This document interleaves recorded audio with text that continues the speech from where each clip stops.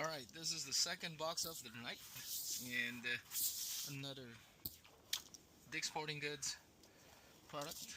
So without further ado, let's get going. Let's go ahead and open this up. There you go. Put that away. Paper is not needed.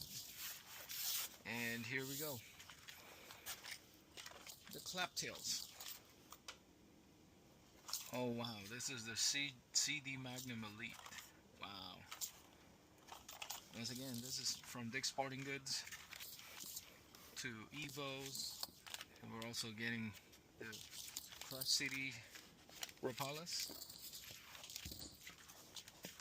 And with that, there's also the Pecos or Picos, whatever you want to call it. And more of these badass lures. Saltwater badass lures. Let's continue to dig out. Oh wow. These are Muchmenos. And we have the salted Med Roll or Ned Roll. Last but not least, the 110 and the Baby Kingu. Also this bad boy right here, Blade Bait.